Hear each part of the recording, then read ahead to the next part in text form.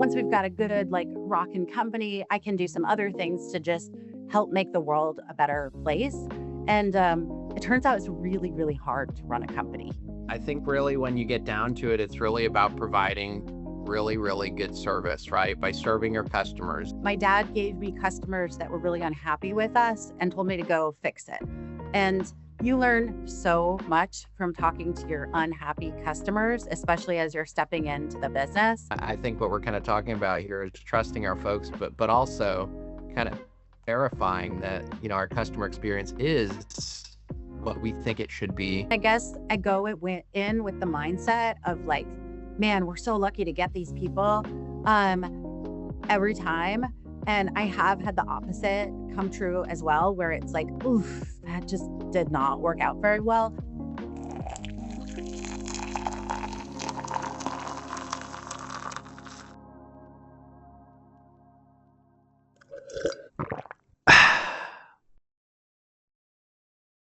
All right. Well, good morning and welcome to Coffee Break with Jake.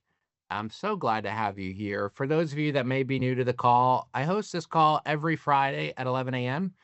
Eastern Time. Well, most Fridays. Next Friday will be off for ISC. The purpose of the call is to bring together folks from all over the industry to share best practices, to share stories, really just to share knowledge with all of us. And selfishly, I host this call every week because I want to learn from you. I want to learn from folks much smarter than me. I've found that the most important things I know I've learned from other people. And so I'm very excited to be joined today by Ainsley Close, the president of Guardian Security Systems. Ainsley, thank you so much for being here. And if you would, tell us where you're calling in from and a little bit about Guardian. Sure. Thanks so much, Jake. And also, I was just thinking about how, like, there's not enough places where community can gather and kind of have these shared experiences together and learn from each other. And this is such a fun little corner of the internet that you've created here. I am calling in from Seattle. I'm right on First Avenue, south of the Stadium District. It's kind of pouring rain right now, and my sign is right out the window, so hopefully that's not too distracting. Um, and do you want me to tell a little bit more about Guardian right now, or No, I mean, really just give us an idea of how big of a company is Guardian? How many folks do you have? How many trucks on the road? And then we'll start to dig back into the history of it. cool? So Guardian is a Washington State based company. I've got, I think, 206 employees now and about 70 trucks on the road. Um, and we are a security, access control, video, and a lot of fire alarm and fire alarm inspections. And then we also own and operate our own monitoring station that's a wholly owned subsidiary that actually has a different name. It's called Northwest Alarm Monitoring. And I have a central station here in Seattle, and I just built a second one in Yakima, Washington as well.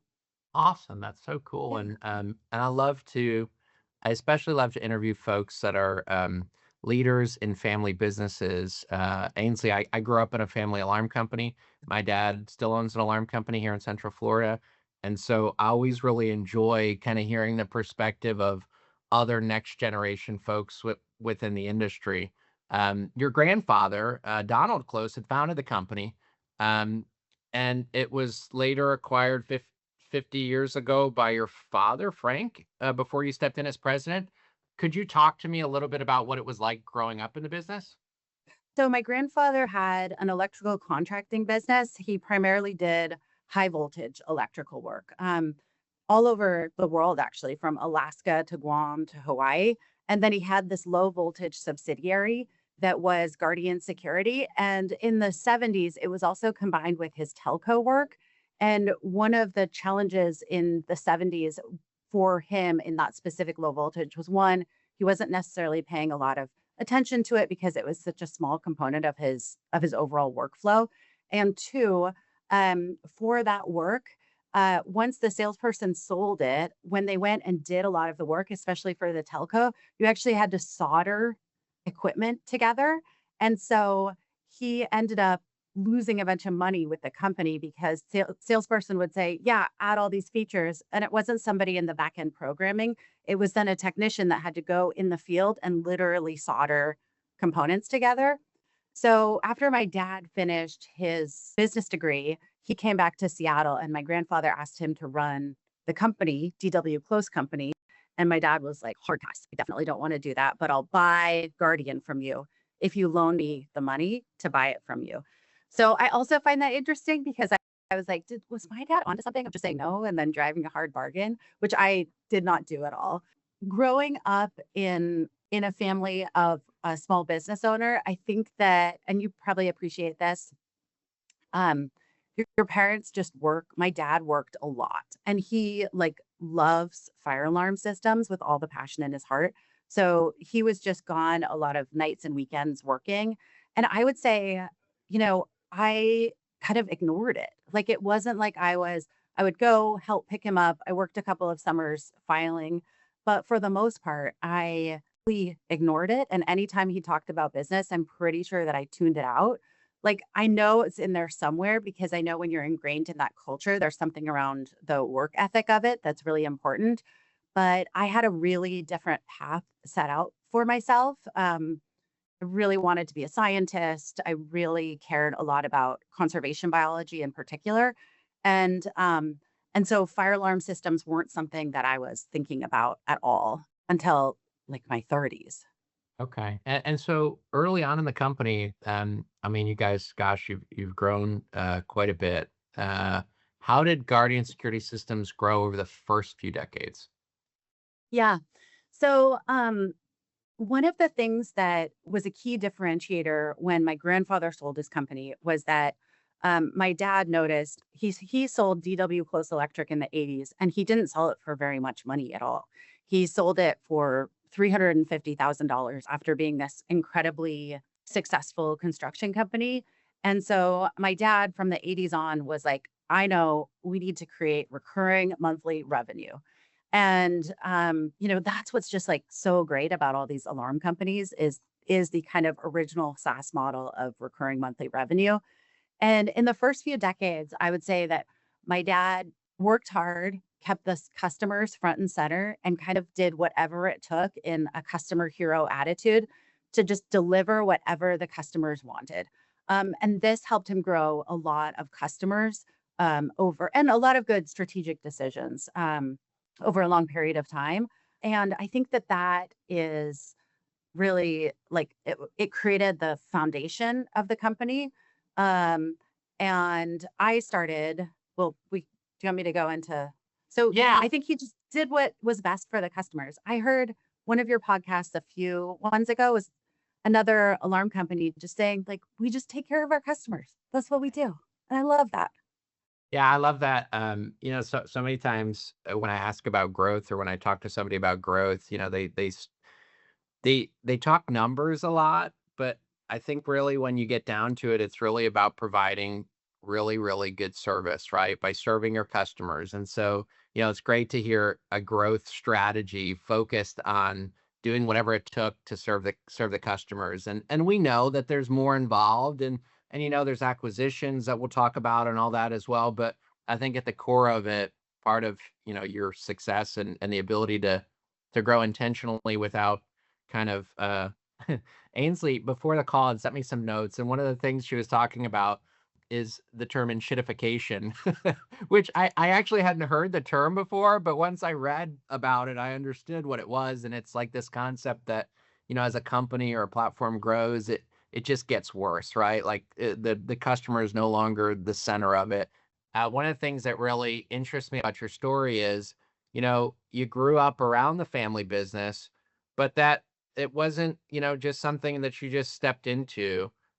Talk to me a little bit about how you got what you did before Guardian, and then maybe how you decided to get involved in the company. To just like double tap on that term and kind of how easy it is with our business models to do that. Like, and then I'll get back to the other. One of the things with our business model is we have customers that are locked into a contract with a service that's really, really important. And so it is very easy to extract value from them to keep them over the short term and kind of make the product worse because it is we're kind of commoditized, but it is like it's hard to switch. It's hard to switch somebody that's going to allow you to open your doors. It's exceptionally hard to switch fire alarm companies. I think the nature of the business would otherwise allow us to continue to extract money from the customer and kind of make the service worse over time. And so I think you have to be really intentional in order to not do that. So yeah, it'll be interesting. We can go back to that topic a little bit. Cool. I find it specifically interesting in this industry. I grew up and really did my undergrad in Vermont and wanted to become a lepidopterist, which is a person who studies butterflies. Oh, Um, wow. so I was a professional butterfly catcher in my undergrad, and that is what I spent my time studying. Wait, Um, I think I saw you on HGTV, like when the house hunter thing, right? Like that's what they all do. They're butterfly scientists and they've got a budget of 5 million for a beach house, right? yes, the problem with butterfly catching is you do not have a budget of 5 billion. You've got like a budget of $50. But I really, really it's not just that, it's kind of this overall diversity of either butterflies or charismatic megafauna that these are really magical and awe-inspiring elements of our world, and that kind of transitioned into climate advocacy, which then transitioned into local. I worked in environmental nonprofits and then transitioned into city level politics, and I worked for the mayor of Seattle in his administration, and that transition from how do you really think through making the world better and making climate better. And a lot of it came down to fundamental inequality. How do we make people's just lives better so that they have the luxury of caring about something else beyond just their basic safety and security? And so, in my arc of kind of how do I help make the world a little bit better, it came from this place of genuine caring, but you have to have quite a bit of privilege to care about something like butterflies to like how do we give people a little bit more safety and security in their day-to-day life so that they can have the opportunity to care about other things beyond that. And I think when I was kind of reaching the like how do I functionally change what I'm thinking about day to day, it was the same point that my dad was like, hey, I've got this great business and you can actually impact a lot of change through running a company and running a good family business. And that might be more powerful than other things that you can do in public policy. And I think that at the time, the message was, unclear. Like I didn't know if that was going to be the case. I don't think we know what our journeys are going to be. We just know the most recent opportunity that is ahead of us. And then we try to make that jump. And I think in my mind, I was like, sure, I've done a lot of hard things. I'll just come and help this company. Once we've got a good, like, rockin' company, I can do some other things to just help make the world a better place. And it turns out it's really, really hard to run a company. And I wish that I had, we had these resources back when I was starting, especially in family business, like your little corner of the internet that you've created because I think that you jump into it and sure, I knew some things from growing up, but we don't know what we don't know. And it takes a lot to learn how to acquire companies, to learn how to provide the level of customer service that will help us grow and retain our customers over time, to make a great sales team, to make all of these pieces come together is really hard. Yeah, no doubt, no doubt. And so how did you go from, your interest in butterflies to, talk to me if maybe just like the 30 to 60-second version of like, hey, I came back home and got involved in the business after this period of time. And then where did you start and how did you get to be leading the company? Yeah, so I started in a sales marketing business development role. Basically, my dad gave me customers that were really unhappy with us and told me to go fix it. And you learn so much from talking to your unhappy customers, especially as you're stepping into the business. And from that, I kind of worked on helping run the customer care department to see, okay, what are customers calling in and what are they upset about? What are some of the challenges? Working through our inspections division, we had a lot of challenges in our inspections division that we had to work through and solve. And so got a really good understanding of that part of the business. And then a big pivotal moment for my dad and for me was he did an executive education program, like an executive MBA at Harvard in like 1999 that fundamentally shifted his perspective of the business. For me to become president, he was like, you have to do this program. And I had to technically be a president to do the program. And so in the middle of the pandemic, he like sent an all company email naming me as president, didn't tell me, and then hopped on a flight to Hawaii and was like, good luck. See ya. That's awesome. Um, How did everybody respond? Like that's a gosh, in the midst of crisis, like, hey, I'm out, Ainsley's in. yeah. What was the I mean, response like? it was a mixed response. I think I'd Yeah. worked really hard to build camaraderie with the leadership team that he had created. That being said, one of them decided to depart at that time, and I kind of went to the existing team and I was like, I need your help. Can you take on this? And you take on this and you take on this. So we did a reorg at the same time to kind of try to solidify the company and make sure people knew that it was stable. And it would have been nice if it were this like luxurious transition. And I hear some stories even on your podcast of people doing this luxurious transition that's well thought through. That wasn't my story. And I don't know. It was so quick that maybe it's like slowly take the band-aid off, or do you just like rip the band-aid off? Yeah, and to be fair, I think sometimes the stories gloss over some of the challenges and things that might have happened, but I appreciate you being very real about that. And so, you come in, you step in as a leader. There's a reorg to some degree. You're putting folks in different seats. What are some of the things that you changed, and what are some of the things that you made sure that they didn't change, things that, were put in place by your dad before you? So what I did was kind of look at the company and say, okay, how can we take the best of what my dad built, which is really this customer hero approach and technical excellence? How can we take those two core values where we're going to be super knowledgeable? My dad's a professional engineer. We're going to know what we're talking about. And we're going to be willing to do whatever it takes for the customer. Like he sold the fire alarm system out of his own house to help a customer. Like he took it off his wall and got it to a customer. How do we provide both of those things predictably every day? And I think the big transition from my dad to me was, okay, you can do that once really well. You can do that twice really well. Now, if we want to shift from that to doing that every single day predictably, how do we shift and move toward that? So we added this core value of predictable success. And what that kind of looks like on a day to day basis is how do we structure the organization in a way that's sustainable?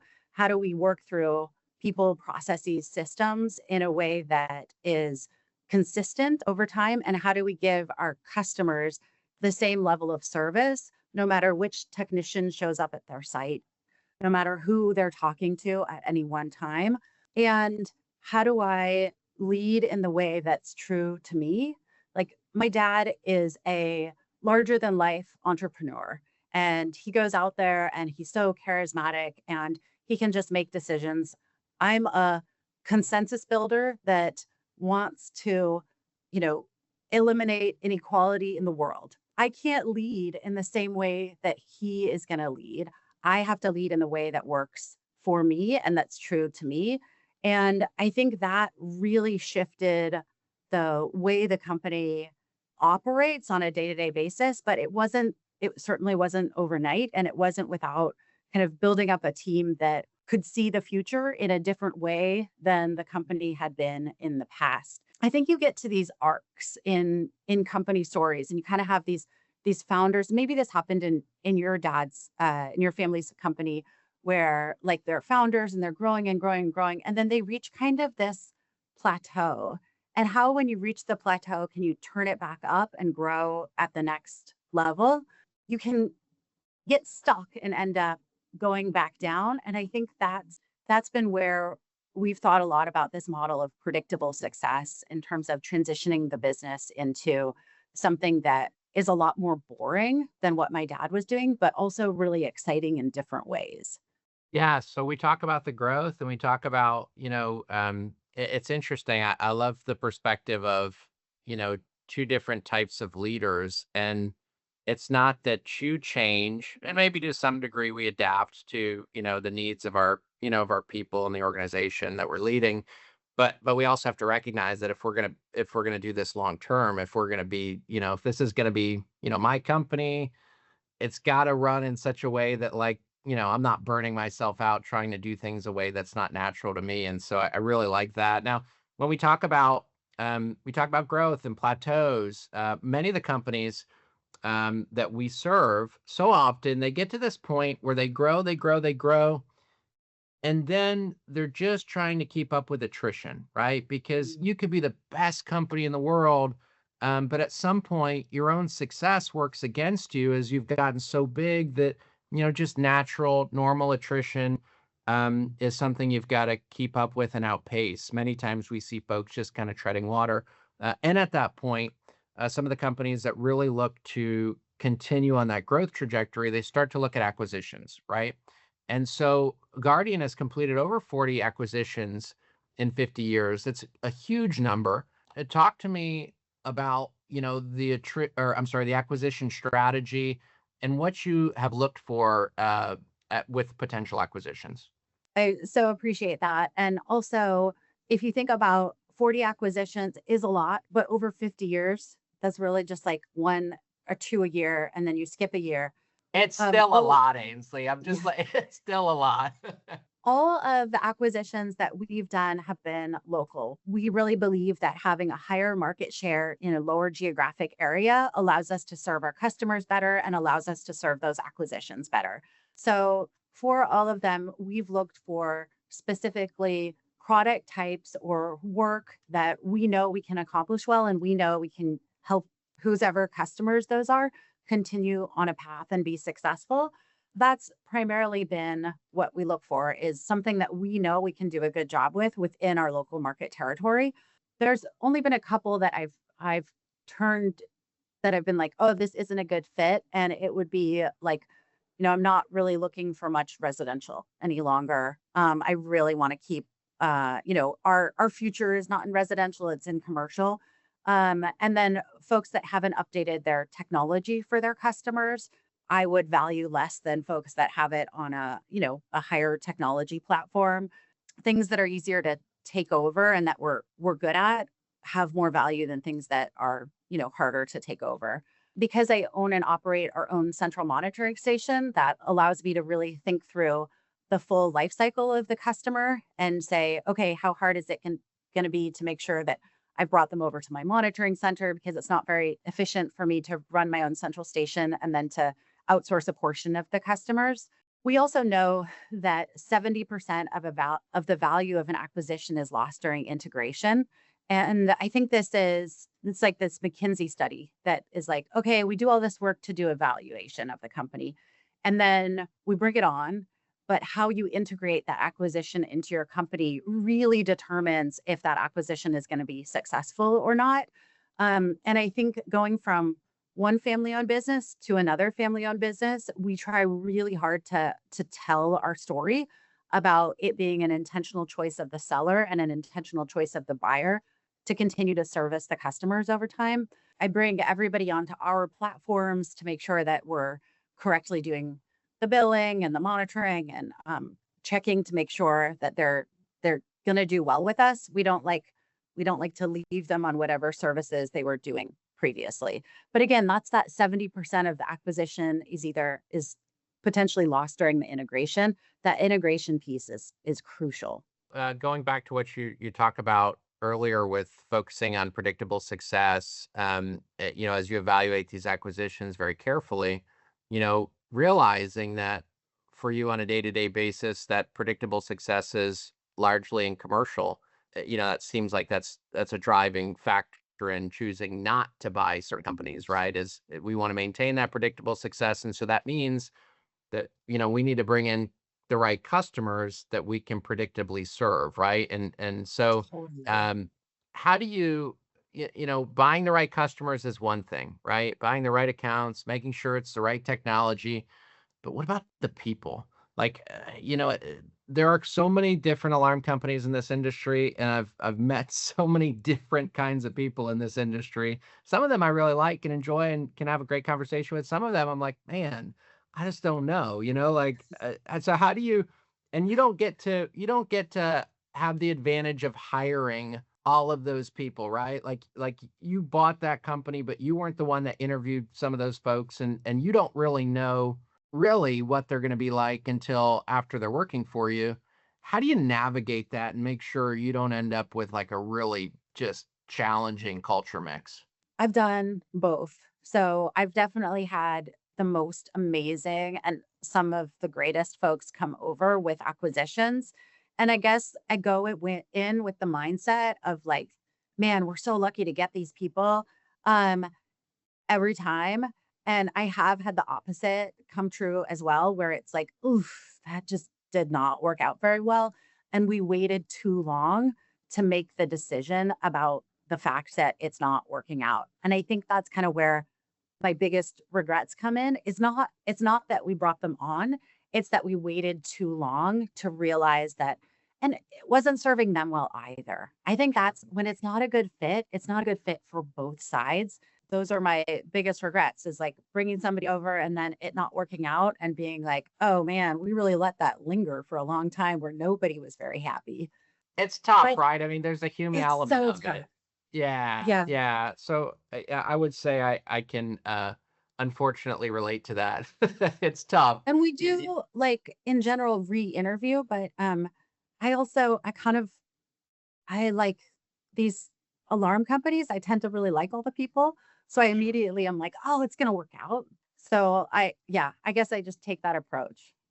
Well, you've taken a very thoughtful approach to your acquisition strategy, in an industry that seems to just be, gosh, there's some PE folks that are, they're buying up everything. Yeah, I mean, just wild, right? That's been a big challenge for me because prior to, I would say 4 years ago, prior to that, there was this split in the market where everything that was kind of below a certain level, it would usually go to somebody within the market territory, but especially in the last 3 years, I've seen the big private equity firms come down to a point where I lost 3 acquisitions that I had LOIs with, and I was going through I do only 1 a year, so it takes me a little bit to kinda get the stuff moving. I look pretty carefully at the customer list to make sure everything looks good. I look at the contracts, I'm going through all the details, and they're able to kind of come in and be like, bam, we've got this 3 checklists and we have this credit facility that will just give you cash. And they're just like, poof, poof. Yeah. And these are small acquisitions, like under $500,000. And that has been a big shift in Washington. I don't know, because I not don't operate in other areas if that's across the country as well.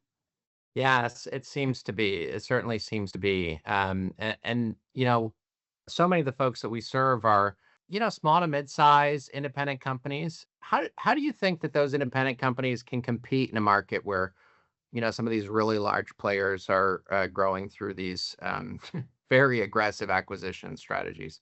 I think that we absolutely can compete really well. And on the broader scale, I think there's a ton of great people that are doing a great job within these private equity firms. They're Yeah. crushing it in so many ways. But structurally, the way that a PE firm is set up, it should allow eventually for the private companies to be able to make better decisions for their customers over the long term because we have differing incentives. They our jobs are fundamentally different. My job is to continue to create value for my customers over the next 50 years as the owner and operator of Guardian Security. For whomever it is at the PE firm, their structural incentives are just going to be different because of the requirements of their ownership and the requirements of the growth percentage that their owners require. I keep thinking like, oh, eventually one of them is going to do a bad job or collapse or something. They haven't. They keep Sure. crushing. But I do think there's a competitive advantage of family business, and there's this like great book, the Family Business Handbook, that has these three structures of competitive advantages of businesses. We have a huge amount of trust that's inherent in building our family business. And I think that that trust is, I think you can keep it for a while. And it's trust not just with our customers, but hopefully also with our vendors, with the people that we've been working with for decades. And I'd like to believe that that is our competitive advantage in these landscapes, that the customers know that no matter what, there's a single throat to choke at the end of the day. And we have the advantage of longer term thinking. I think that is a huge advantage for our customers. I keep hoping that I don't actually hope that some of these larger firms will collapse because I don't think that's good either. But I keep hoping with the interest rates the way they are, with the private credit market, that there's just going to be some like little rift that allows some of these smaller independent companies to really do well. Yeah, yeah, no, and one of the things that you talked about was trust, right? And the advantage that you have having built long-term relationships with customers, customers that know that that the owner is actually someone that's local that cares about them and the community. I want to talk about maintaining that trust as you grow, as companies grow in general. And I want to go back to the term enshittification that we talked about earlier in the call. It's gained a lot of traction in the tech world, and it describes how companies start to they start out great for customers, and then slowly they start to degrade as they scale, focusing kind of like what you talked about, focusing on extracting more revenue, right? Their mission sometimes is just it's just a P&L, right? Um, and I'm interested in discussing the opposite, right? How companies like Guardian avoid falling into that trap. And so, how do you, as you continue to grow, how do you ensure the customer experience remains strong? We ended up talking a lot about this in our company offsite, because we were noticing that our customers were like calling in and getting handed off to multiple different departments. And we had grown to a point where it was like you call in and it's like, oh, sorry, that's actually this department over here. And then you get transferred over there. And they're like, oh, sorry, this is actually this department over here. And you get transferred over there. And I think that if you stay close to the customers all the time, you will quickly realize when you're doing a good job and when you're not. Eliminating all of the different, allowing yourself to stay close to the customer experience, whether that's getting out and checking in on them, looking through whatever feedback that you're getting, going out and selling a customer, joining techs on site, to both allow you to see their incredible work, but also to see the interaction with the customer. I mean, I think that's the point that we like when we get too far removed, it's so easy to just be like, oh, we're taking care of them, or it doesn't matter. I think it's easy, it's convenient, to try to ignore some of those things, like you kind of some leaders they want to say, well, I just trust my folks to serve our customers. And that's important. We have to trust our folks to serve customers. But that idea of, I think what we're kind of talking about here is trusting our folks, but also kind of verifying that, our customer experience is what we think it should be. I love the idea of going out to job sites and I always recommend to our dealers, if not the owner visiting job sites, gosh, the sales rep should absolutely be there every single time that you're going out and doing a large install. And many times, even on some of the smaller stuff too, not just because of the opportunities to upsell, right? Which obviously there's some incentive there, but just to make sure that the customer's happy and all their needs are met. But aside from customer service, I know that at the end of the day, like there are financial metrics that you have to track, right? Like we have to be profitable. Yes, everybody wants free service calls, but our service calls aren't free to us, right? Like we have to actually charge for that. And so how do you balance, some of those financial performance metrics with service, right? And I want to kind of steer this. I'm going to steer the conversation. In terms of specifically service calls, like how have you figured out a way to make your customers pay for service, but not in a way that I guess degrades their experience? And I don't, maybe you could speak to that. Yeah, And yeah. if not, I can rephrase it. No, so I've differentiated service, for example, where our remote service capabilities are free to our customers. So when we're troubleshooting something remotely, when we're able to work on their system remotely, we kind of include that in the cost of monitoring. And our monitoring is expensive. When we have to go on site, we have been very, very clear with our customers that we operate in Washington state, which is maybe worse than California in terms of our challenges around skilled labor and our requirements for our very skilled technicians for when they're in a very expensive vehicle, driving in lots and lots of traffic, very far distances to service our customers. And so we try to be super transparent with the customers beforehand that, hey, let's get your system set up with the most possible remote troubleshooting that we can. If we have to send a technician to the site, we try to make very clear that Washington State has really tough labor regulations, and generally our customers understand that a physical person to the site is going to cost money. That being said, I don't have a very high service margin. It is positive, which I feel very grateful that it's still positive, but it's not the thing that is keeping the whole company running. That's our base monitoring that's keeping the whole company running. And I want the service to not be negative, but I'm willing to accept a lower margin in order to retain those customers over the long term. Yeah, I love that. But the value that you build in your business, so much of that is it's that recurring monthly revenue and the idea that, I always say value is what somebody gets for their money, right? Like, and so when you look at it, it's always important to make sure that the perceived value from your customer is high so that they'll continue to pay you every month. And service is I've heard the term good money versus bad money. Like when something breaks, when you put let's say you put in a pool at the house, it's a lot of money, but it's good money, right? You're like, I'm spending this money to get something I'm going to enjoy. When your pool pump gets hit by lightning, like, I'm like, I'm worried a lightning storm is going to come. Then that's bad money because like you have to pay for this thing and you really you wanted the pool. I won't go off too much on a tangent there, but I kind of love that concept too, that you talk about emphasizing the importance of remote serviceability in the context of, hey, we want to keep your costs down and your value up with this system by being able to service it remotely. There's a lot of folks on this call here that shy away from cloud-based platforms that, have recurring monthly fees, because they think that, hey, we could offer a lot of the same bells and whistles without that. But I think I imagine, and correct me if I'm wrong, I imagine that you found that a lot of those platforms that are cloud-based that give you remote access, it gives you the ability to service them without rolling a truck. Is that true? Well, I also think that depending on where you are in the country, you don't have the same burden labor rate that I have. Like I think I have even more expensive than New York City. Like I have such a high burden labor rate that there's no way I could operate a business like that. But everyone on the call has a different way, a different structure, a different financial structure. Whereas my remote service abilities, I can have employees all over the country. They don't have to be located in Seattle.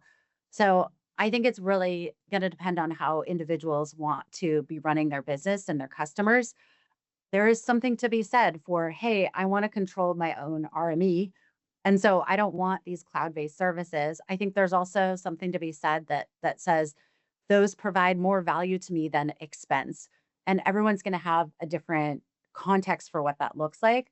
I think one of the scarier things for smaller independent companies is that whomever we sign up with, whoever our product vendors are, managing what level of control they have over your business is also another. We've talked about kind of enshittification of us to our customers, but there's also we as dealers in the alarm industry have a handful of platforms that serve us. A lot of the times those have gotten worse over time. which forces us to have to switch to a new vendor, or it forces us to have to reevaluate our relationship with those vendors because they're trying to extract value from us. And I think that that interplay of these, billion-dollar companies that are like, we're going to pass through a 40% price increase on you, alarm company. And you're like, okay, what control do I have in that context is another really interesting interplay that we're seeing across the alarm industry of who's going to do that to you, then how do you respond to it, which companies have been around for a long time, who do you trust, and how do you build your own self resiliency so that no matter who you're kind of working with, you've got options to pivot and to protect your own business over time.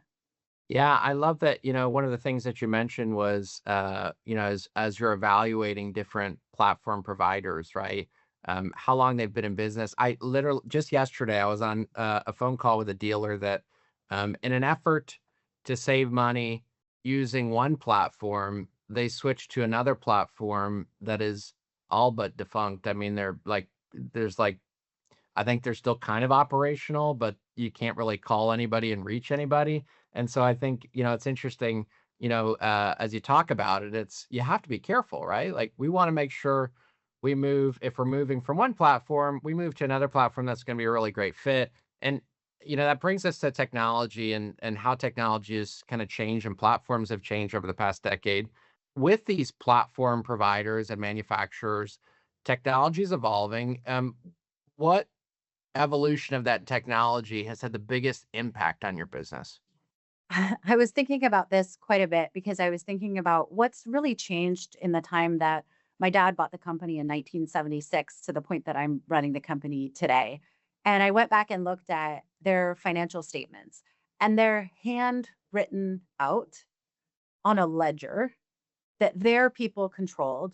They purchased equipment that they programmed, and they put those into the systems with their own notes in their own systems. Now I'm dependent on Microsoft, Azure. I'm dependent on AWS staying up all the time. I'm dependent on Outlook. I'm dependent on my ERP, my CRM. I'm dependent on my central station automation system, all the power that's structured in there. I'm dependent on all of these different technology providers. They're very, very expensive. And I'm dependent on them having 100% uptime because I can't control it any longer. And I think that we have had to give away so much control of our businesses into these third party entities that I see this like the cost for my own employees and the cost for the tech.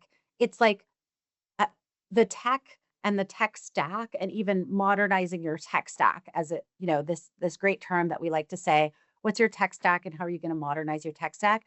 Every time I've modernized my tech stack, it's like, okay, but I have to think about redundancy and resiliency. And you think about either Azure or AWS. Well, both of those went down in the last Yeah. 4 months. Like I don't know if Outlook it's the stopped working. caffeine. I don't know if it's the caffeine or the conversation, but I'm getting anxious just talking about all these platforms. It is really scary, Ainsley. And we And I don't always control it anymore. we don't control it. And I always joke, I say I get sassed to death. Like, there's so many SASPs. We're always adding some new software to the tech stack. And it's like, oh man, not only are we willing to pay that, but we realize like we absolutely need that and we're dependent on that and we kind of get And stuck. then there's this dream of like, okay, automation and AI is gonna like really drop your labor cost. Well, like maybe, but I also feel like I'm paying like, okay, so I'm paying Microsoft $60,000 more a year. Like maybe I dropped one FTE, Yeah. maybe, but I'm not sure that I don't think I'm actually more profitable. I just think I've pushed the money from one side of the company to another side of the company. And it's this dream of AI and automation that it's going to make us all so much more profitable and efficient. And yes, I know I have to do all the things to do all my workflow automations and make this a really efficient company. And but sometimes I do wonder if I'm just giving away all my agency. Yeah. No, no, no doubt. And I think that's I think that's a whole conversation, that we could have on that.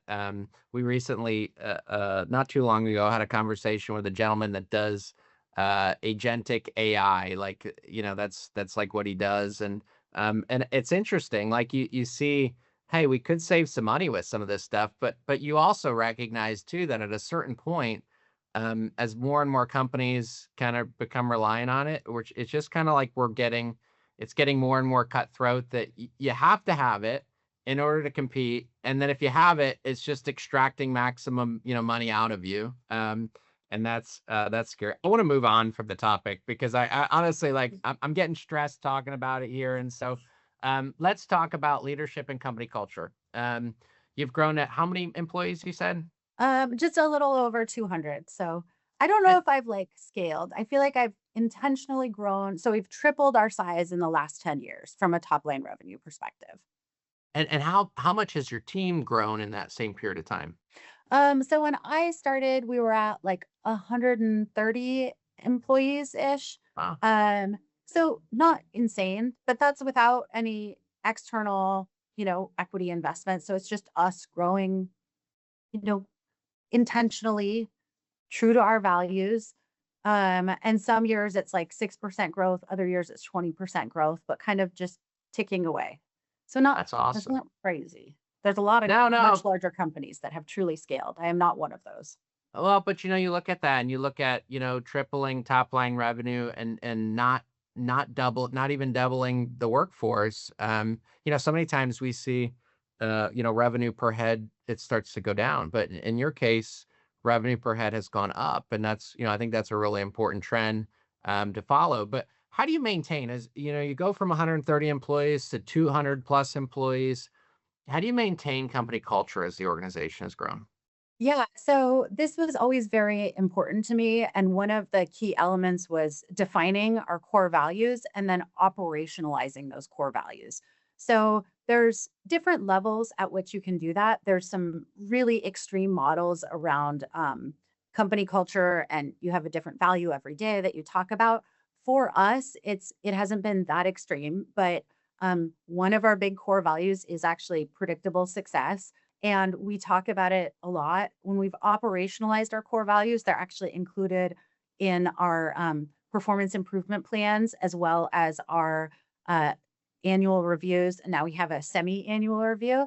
So we want to look at how the employee is working, but also if they are embodying our core values. And a lot of our coaching conversations are less about the individual, but more about a representation of a core value. For example, like, hey, this one customer service rep did an amazing job, and with this one customer, they made them so happy. They offered them, you know, all the they got them all the bells and whistles. They did this and they did this, and they offered them this credit. And so our coaching conversation would be like, okay, good, but we have to do it more predictably so that every single customer can have that same experience. So you need to like dial that back a little so that you could offer it to everyone. And, that's part of the core value of predictable success, or if technical excellence is another one. So it would be a similar conversation around, hey, we think that this is an area you need to be working on. Here's an example of how that behavior looks in the workplace and something you can do to exhibit that behavior in the workplace. I also have a very, very strong HR team. So I have three HR folks full time, including a full time recruiter. And that's a conversation when she's recruiting in order to recruit people into the organization that also feel like they would be successful here and would want to work in a place that maintains company culture. I think it's doable. I think the companies that go from like 100 to 1,000, I think that's a lot harder to maintain company culture. With our kind of intentional growth strategy over time, I think that it's attainable to continue to talk. I still know who all of our people are, and our leadership team can do a good job talking to them as well.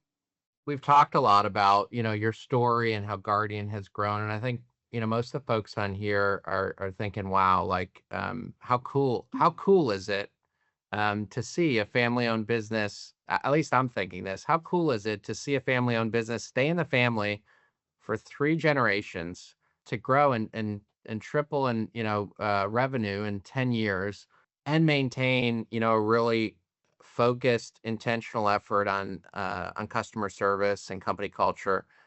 Ainsley, there's folks on this call that work for or own smaller alarm companies. If you could give them one piece of advice today, what would it be? Mm. Know who you are and do it on purpose. I love that. I love that. Ainsley, I just want to thank you so much for being here with us today. For everyone on the call, this call is recorded. The podcast will be published in a couple of weeks. I want to remind everyone that we do host this call every Friday at 11 a.m. Whether you do business with us or not, you're always welcome on the call. If you do business with us, I want to thank you for the opportunity to serve your business. And if you don't and you'd like to learn more, just send a reply to the email you got earlier, and I'd love to connect with you. But whether you do business with us or not, you're always welcome on Coffee Break with Jake. I'll see you guys again in 2 weeks. And Ainsley, thank you again. Thanks so much, Jake. Such a pleasure. Appreciate it.